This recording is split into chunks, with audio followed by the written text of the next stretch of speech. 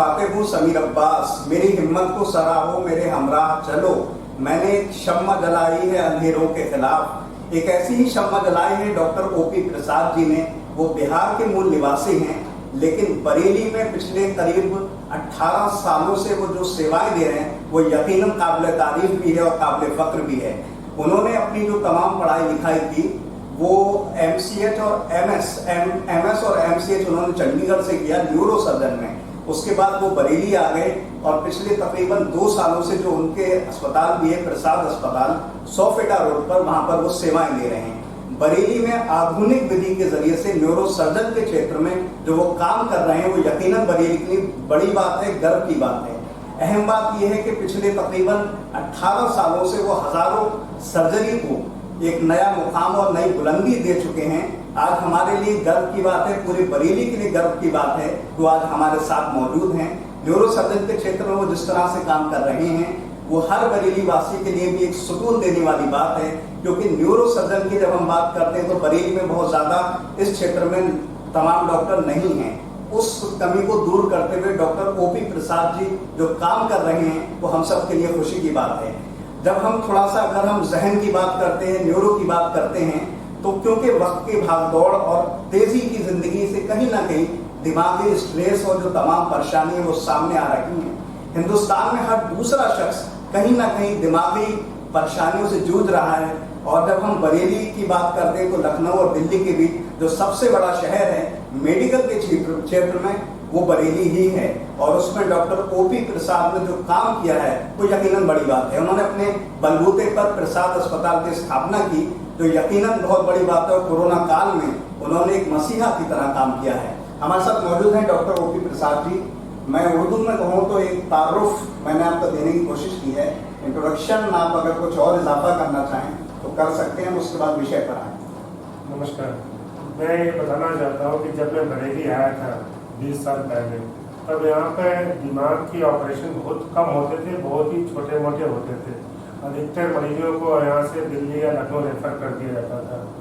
उस समय हम लोगों ने मैंने शुरू किया था यहाँ पे दिमाग जो हम चंडीगढ़ में करते थे, दिमाग की और रीढ़ के सारे ऑपरेशन, ब्रेन ट्यूमर, दिमाग में पानी भर जाना, ब्रेन हेमरेज के ऑपरेशन, स्पाइनल ट्यूमर के ऑपरेशन, ये सारी ऑपरेशन हमने यहाँ पे शुरू की थी। शुरू में लोग को सोचते थे कि ऑपरेशन बरेली में कैसे हो रहा है, यहाँ पर सुविधा नहीं है। पर जैसे जैसे समय बीतता गया, लोगों में दिमाग के ऑपरेशन और रीढ़ के ऑपरेशन कराने के लिए उनमें आत्मविश्वास बढ़ा और हमारे ऊपर भरोसा ही बढ़ा। और उसके कारण अब अधिकतर काफ़ी मरीज हमारे पास आते हैं दिमाग का ऑपरेशन कराने के लिए, ब्रेन ट्यूमर का ऑपरेशन कराने के लिए।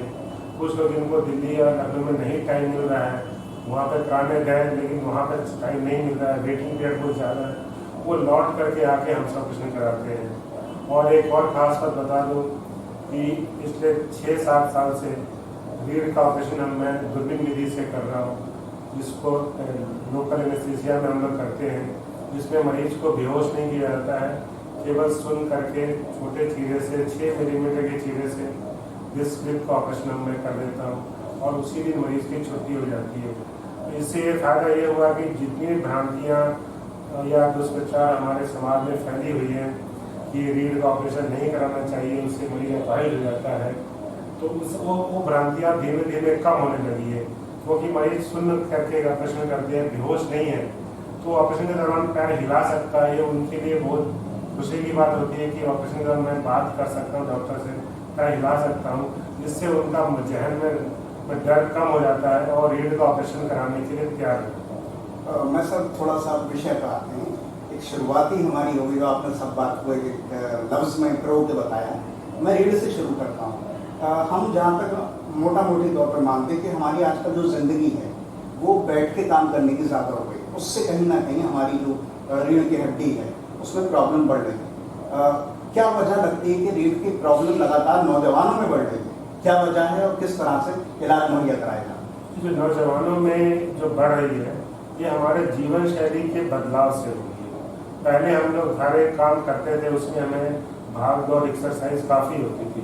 अब हमारे सारे काम एक ही जगह पे बैठे बैठे, इवन ऑफिस जाने की जरूरत नहीं है, घर पर बैठे बैठे या बिस्तर पर लेटे लेटे ही मोबाइल और कंप्यूटर के जरिए सारे काम हो जाते हैं। और उसके कारण क्या हो रहा है कि हम लोग आलस में चले जा रहे हैं और हमारा व्यायाम तक नहीं कर रहे हैं।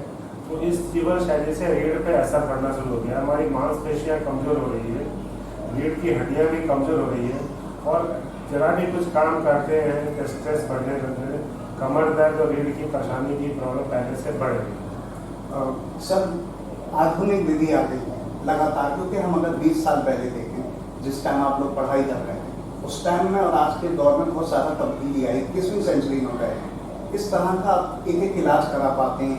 क्योंकि हड्डी के बारे में, रीढ़ की हड्डी के बारे में ये कहा जाता था, एक गलत फहमी थी हम लोगों में कि कहीं ना कहीं उसके बाद जब आप उसकी सर्जरी करा देंगे तो कहीं ना कहीं अपाहिज होने का एक डर रहता है, उसको आप दूर कर पाए। तो किस तरह से पूरी एक इलाज की विधि है?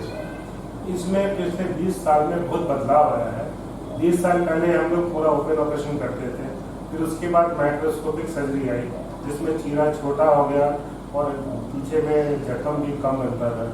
फिर इंडोस्कोपिक सर्जरी हो गई। इंडोस्कोपिक सर्जरी भी अब जो लेटेस्ट आ गया है जिसमें हम मरीज को बेहोश नहीं करते हैं, सुन करके हो जाता है और उसमें रीढ़ की हड्डी काटने की जरूरत नहीं पड़ती है, केवल छोटा सुराख करते हैं और सीधा दूरबीन हमारे डिस्क में जाती है, वहीं से निकल आती है। इससे कि मरीज को किसी तरह का शरीर में कोई नुकसान हम नहीं पहुंचाते हैं और डिस्क निकल जाने के बाद तकलीफ से आराम मिल जाता है और अस्पताल में रुकना नहीं पड़ता। जो जख्म भरने की परेशानी है, जैसे पस पड़ गया, जिसको जो मरीज ऑपरेशन के लायक नहीं होते हैं, जिसको डायबिटीज़ हुआ, ब्लड प्रेशर हुआ या सांस की परेशानी, जिनको बेहोशी में खतरा ज़्यादा होता है, वो लोग मरीज भी अब रीढ़ का ऑपरेशन आराम से करा लेते हैं। ये सारी सुविधाएं पहले से बेहतर हो गई हैं और जैसे समय के साथ साथ ये सब एडवांसमेंट और होनी है, अभी और आगे एडवांसमेंट होनी है। अभी भी काफ़ी ऑपरेशन हो रही है जिसमें हमें बेहोश करना पड़ता है या ओपन करना पड़ता है। उसकी नई नई तकनीक बन डेवलप हो रही है और समय के साथ इसमें बदलाव है। इंसान का सबसे ज़रूरी चीज़ उसका दिमाग होता है, उसका जहन होता है। उसमें तमाम डिजीज़ पैदा होती रही हैं, ब्रेन ट्यूमर और बहुत सारी। ब्रेन ट्यूमर होने की वजह क्या है? और पहले के दौर में इलाज, उसका जो सर्जरी थी वो मुश्किल मानी जाती थी, लेकिन आज बहुत तेज़ी से उसमें बदलाव हुआ है, उसमें नाम आपका बड़े ही अदब से लिया था। क्या एक्सपीरियंस रहा है आपका ब्रेन ट्यूमर? ब्रेन ट्यूमर के ऑपरेशन में पहले से काफ़ी तरक्की हो गई है। पहले हम ब्रेन ट्यूमर ऑपरेशन करते थे, उसमें रिस्क ज़्यादा रहता था क्योंकि लंबा समय चलता था, बेहोशी का रिस्क रहता था। और जब से CT स्कैन और MRI एडवांस हो गई है तो ऑपरेशन के दौरान भी हम लोग CT स्कैन MRI करके देख लेते हैं कि ब्रेन ट्यूमर पूरा निकला कि नहीं निकला। और एडवांस टेक्निक से फ़ायदा हुआ कि हमारे ब्रेन में और डैमेज जो होते थे, पहले नुकसान होते थे ऑपरेशन के दौरान, वो पहले से कम हो गए हैं। ऑपरेशन पहले से बहुत सटीक हो गए हैं, जिसके कारण क्या है कि ऑपरेशन के बाद जो कॉम्प्लिकेशन होते थे और जान जाने का खतरा होता है वो पहले से बहुत कम हो गया है। और उसके बाद हमें ऑपरेशन करेंगे लगभग अधिकतर मरीजों में कंप्लीट ब्रेन ट्यूमर हम लोग निकाल देते हैं। जितना ट्यूमर निकल जाता है उससे मरीज की ज़िंदगी काफ़ी लंबी हो जाती है। सर मैं ये जानना चाहता हूँ, BP की परेशानी लगातार बढ़ रही है, ज़िंदगी बहुत भाग दौड़ भरी है, टेंशन भरी है, हर दिन एक चुनौती पूर्ण है और BP से फिर बढ़ते हुए ब्रेन हेमरेज और तमाम डिजीज सामने आते हैं। मैं BP से शुरू करता हूँ। हर हिंदुस्तान के हर दूसरे शख्स को ब्लड प्रेशर की समस्या है, क्या वजह मानते हैं और किस तरह से उसका इलाज इस टाइम मुहैया कराएगा? ब्लड प्रेशर एक आम बीमारी है और इसके आम बीमारी होने के साथ में सबसे ज़्यादा लापरवाही इसी पे है। सभी जनता BP की दवाई तभी खाती है जब उनका BP हाई होता है। पूछने में भी कहते हैं कि हाँ जब हाई होता तब खा लेते हैं, ऐसा नहीं करना चाहिए। BP की दवा रेगुलर खाना चाहिए क्योंकि BP अगर 180 के ऊपर चला जाएगा तो ब्रेन हेमरेज होने का खतरा बहुत बढ़ जाता है। ब्रेन हेमरेज होने का मतलब है कि जैसे ब्रेन हेमरेज होगा तो मरीज पर सिर में दर्द, नस कटेगा तो सिर में दर्द होगा, उल्टी हो जाएगी और एक तरफ पैरालाइज हो जाता है। ज़्यादा खून बह जाता है ब्रेन हेमरेज में तो मरीज कोमा में चले जाता है, तो उसके बाद स्थिति गंभीर हो जाती है। काफ़ी ब्रेन हेमरेज के मरीजों को हमें ऑपरेशन करके खून निकालना पड़ता है कि दिमाग में खून बह उसको रोकना पड़ता है जिससे वो जल्दी स्वस्थ हो जाए। लेकिन ब्रेन हेमरेज होने के बाद में हमारी डायग्नोसिस होती है, उसको ठीक होने में या नॉर्मल होने में बहुत समय लग जाता है। तो इसीलिए हम इसकी कॉम्प्लिकेशन से बचने के लिए हमें अपना BP, शुगर को अगर हमारे पास है बीमारी है तो नियमित दवा से और डाइट कंट्रोल, खान पान में कंट्रोल करके उसको मेंटेन करना चाहिए। साथ साथ रेगुलर व्यायाम करते रहे तो बीपी और शुगर कंट्रोल करने में आसानी हो। सर मैं ये जानना चाहता हूँ कि ब्रेन हेमरेज एक ऐसी प्रॉब्लम है, पहले ही कहा जाता है कि जो 40 प्लस के 45 प्लस के उनको ब्रेन हेमरेज की समस्या ज़्यादा है, लेकिन अब आधुनिक दौर में हम देख रहे हैं नौजवानों में, यंग जनरेशन में, युवा वर्ग में ब्रेन हेमरेज की समस्या पैदा हो रही है। क्या वजह मानते हैं और ब्रेन हेमरेज के जो इलाज की सुविधा है वो किस तरह से मुहैया कराया जाए? यंग एज में जो ब्रेन हेमरेज हो रहे हैं क्योंकि उनमें लाइफस्टाइल और स्ट्रेस लेवल हर एक में बहुत बढ़ गया, वर्क स्ट्रेस और लाइफस्टाइल का स्ट्रेस, इसके कारण भी बीपी का जो परेशानी है वो यंग एज में 25-30 साल के बच्चे लड़कों में शुरू होने लगी है। और अभी से अगर ब्रेन हाई बीपी हो जाएगा तो हमारे ब्रेन और किडनी, लीवर, हार्ट की जो ब्लड वेसल्स होते हैं वो कमज़ोर हो जाते हैं और उनमें ब्रेन हेमरेज होने के रिस्क चांसेस काफ़ी बढ़ जाते हैं। ब्रेन हेमरेज के लिए हम लोग जैसे अपने अस्पताल में पहले इसके लिए ओपन सर्जरी करते थे, अब ब्रेन हेमरेज का ऑपरेशन हम लोग दूरबीन विधि से कर रहे हैं, जिससे एक छोटा सा चीरा केवल सुराख करके ब्रेन हेमरेज का ब्लड हम निकाल देते हैं। उससे क्या होता है कि मरीज में जख्म जल्दी भर जाता है और जल्दी भर जा सकता है। सर पैरालिसिस के लगातार मरीजों की संख्या में इजाफा हुआ है। पिछले अगर हम 20 साल का एक डाटा निकालते हैं तो हर चौथे शख्स को ही प्रॉब्लम का सामने आ रही है। जिस तरह से शुगर की अगर हम बात करते हैं तो हर दूसरा हिंदुस्तानी शुगर से ग्रस्त है। इसी तरह से जो है पूरी तरह से मैंने बताया फालिस का, जिसको हम उर्दू में लफ्ज़ बोलते हैं, उसकी परेशानी बढ़ी। क्या वजह मानते हैं कि क्यों हो रही है और किस तरह से बच सकते हैं? फालिस और ब्रेन हेमरेज दोनों एक ही बीमारी के दो पहलू हैं। एक किसी को बीपी बढ़ने से या शुगर बढ़ने से ब्रेन हेमरेज हो सकता है, किसी का ब्रेन हेमरेज में ब्लड में क्लॉटिंग हो जाती है जिससे इन्फार्क्ट बन जाता है, उसको स्ट्रोक कहते हैं। जब स्ट्रोक होता है तो हमारा शरीर का एक अंग चाहे बाईं तरफ के दिमाग में होगा तो दाहिना अंग पैरालाइज हो जाएगा, अगर दाहिने तरफ के दिमाग हिस्से में रास्ता बंद हुआ है तो बाईं तरफ पैरालाइज हो जाएगा। इसके अलावा पैरालाइसिस हमारे आँखों पर भी हो सकती है, रोशनी जा सकती है, चेहरे पे हो सकती है, हमारे जवान में लड़खड़ाहट आ सकती है। तो ये अलग अलग किस हिस्से में ब्लीडिंग रुकी है, ब्लॉक हुई है, नस ब्लॉक हुई है, उसके हिसाब से हमारे शरीर के अलग अलग लक्षण आते हैं। और ये दोनों ही चीज़ें ब्रेन हेमरेज और स्ट्रोक, इस्कीमिक स्ट्रोक जिसको हम कहते हैं, दोनों ही चीज़ें अगर हम लाइफ स्टाइल मेंटेन करके रखें, एक्टिव लाइफ स्टाइल रखें, स्ट्रेस फ्री जीने की कोशिश करें और ब्लड प्रेशर शुगर बीमारी है अगर हमें, उसको रेगुलर डाइट, एक्सरसाइज और लाइफ स्टाइल में मॉडिफाई करके मेंटेन कर लें तो दोनों बीमारियों से काफ़ी हद तक हमें छुटकारा मिल सकता है, क्योंकि ये कॉम्प्लिकेशन जो होते हैं ये कॉम्प्लिकेशन से बचा जा सकता है। सर आखिर ये 2 सवाल रहे। हमारी आपसे तमाम विषयों पर बात हुई और भी बहुत सारे विषय भविष्य में करते रहेंगे। इतनी मसरूफ लाइफ में, बिजी लाइफ में डॉक्टर ओपी प्रसाद जो किसी की तारुफ के मोहताज नहीं, अपने मनोरंजन के लिए अगर समय मिल पाता है, क्योंकि आप सर्जन हैं, लगातार काम करते रहते हैं, स्ट्रेस तो आपके साथ भी है, तो किस तरह से अपना एंटरटेनमेंट कर पाते हैं, उस पर अगर रोशनी डालना चाहें, म्यूजिक का अगर शौक रखते हैं तो हमें तो सबसे बेस्ट है जो समय जहाँ मिलता है तो रिलैक्स होने के लिए मैं सोना सबसे पसंद है, जिससे माइंड जब रिलैक्स हो जाता है मेंटली काम करके थक जाने के बाद, क्योंकि सुबह हम 10 बजे अस्पताल आ जाते हैं, 10 बजे से शाम के 9-10 बजे तक हमारा नॉर्मल काम चलता रहता है, उसके बाद बहुत कम समय मिलता है। तो उसके लिए हमें वही कि हम बॉडी माइंड को रिलैक्स कर लें और रोज़ सुबह आधे से पौन घंटा एक्सरसाइज में टाइम देते हैं, जिससे हमारा बॉडी फिट। सर बस इसी से जुड़ी बात है, सियासत की भी बात कर ही लेना। हिंदुस्तान की सियासत का रास्ता, दिल्ली का रास्ता यूपी और बिहार से होकर जाता है, क्योंकि आप बिहार से आते हैं, हम भी बिहार गए थे चुनाव कवर करने। कोई सियासत का शौक रखते हैं? फिलहाल तो नहीं। अच्छा, कोई राजनीति में जाने का?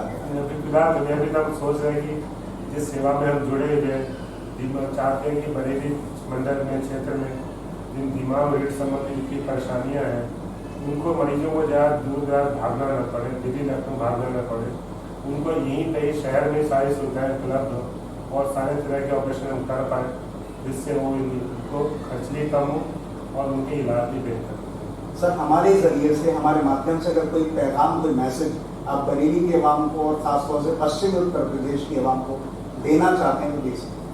ये कहना चाहूँगा कि अभी भी समाज में दिमाग और रीढ़ संबंधी बीमारियों के लिए बहुत सारी भ्रांतियाँ फैली हुई हैं, कोई इसे हवा का चक्कर मानता है, कोई इसे मानता है कि ये चिक से चली गई, कोई अलग अलग तरह के इलाज होते हैं, झाड़ फूक में चले जाते हैं। फालिस के लिए पैरालिसिस हो जाता है, सोचते हैं कि फालिस हो गया है तो बाबाओं के पास चले जाते हैं। उनके कारण क्या होता है कि मरीज का जो सही समय इलाज करने का होता है वो निकल जाता है। फिर बाद में जब लौट के आते हैं कुछ महीनों बाद, तब वो बीमारी इलाज वाली बीमारी लाइलाज हो जाती है।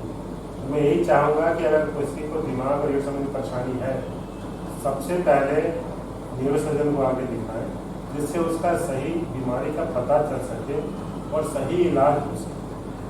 झाड़ फूक और अंधविश्वास में पड़ने से नुकसान के अलावा कुछ नहीं, और वही मैं चाह रहा हूँ कि लोगों में जाए। प्रोग्राम के लिए कहना चाहूँगी कि लोग अंधविश्वास से बचें। हमारी बहुत सारी शुभकामनाएं हैं। आप हमारे मेहमान भी हैं, क्योंकि आप बरेली की सरजमीन पर हैं, जो गंगा जमुनी तहजीब के खिलाफ। बहुत सारी शुभकामनाएं। धन्यवाद। तो हमारे साथ थे डॉक्टर ओपी प्रसाद जी, जो पिछले तकरीबन 18 सालों से बरेली के हजारों मरीजों को जो न्यूरो से संबंधित थे, रीढ़ से संबंधित थे, दिमाग से संबंधित थे, उनको नई जिंदगी दे चुके हैं। साथ में उनका ये कहना है कि वो समाज में जो फैली हुई भ्रांति हैं उनको भी दूर करना चाहते हैं। यकीनन आधुनिक विधि से वो जिस तरह से काम कर रहे हैं वो हम सब के लिए गौरव की बात है। वो इसी तरह से बरेली का गौरव बढ़ाते रहें। वो बरेली के मेहमान जरूर हैं, लेकिन आज वो मेजबान के तौर पर, तो क्योंकि 18 सालों से, पिछले 18 सालों से वो बरेली में खिदमत कर रहे हैं, गरीबों के लिए खिदमत कर रहे हैं, वो यकीनन बड़ी बात है। प्रसाद अस्पताल के वो MD हैं, और साथ ही जो है ये सोफिटा रोड पर जो है प्रसाद अस्पताल है, जहाँ पर न्यूरो से संबंधित जितनी भी समस्याएं हैं उनका हल करते हैं। साथ ही एक बड़ी शख्सियत भी हैं, बेहद सादा मिजाज हैं। उन्होंने अपनी बात को, जब हमने हल्के अंदाज में उनसे पूछा कि मनोरंजन के लिए क्या करते हैं, तो उन्होंने कहा कि उन्हें सोना पसंद है। यकीनन ये भी बड़ी बात होती है, क्योंकि इतनी मसरूफ लाइफ है। बहरहाल मैं उनकी तमाम बात को शेयर के जरिए से खत्म करना चाहूँगा कि मैंने तुम्हें आवाज़ दी है बड़े नाज के साथ, मैंने तुम्हें आवाज़ दी है बड़े नाज के साथ, तुम भी आवाज़ मिला दो मेरी आवाज़ के साथ। जाहिर है कि जो पैगाम और जो message doctor OP Prasad ji ने दिया है वो लोगों तक एक जरिया बन के घूमे, और वो उस भ्रांति को दूर करते हुए तो आगे बढ़ते रहें। बहरहाल इन तमाम बातों के साथ मैं समीर अब्बास, कैमरामैन सरताज हुसैन के साथ अटल।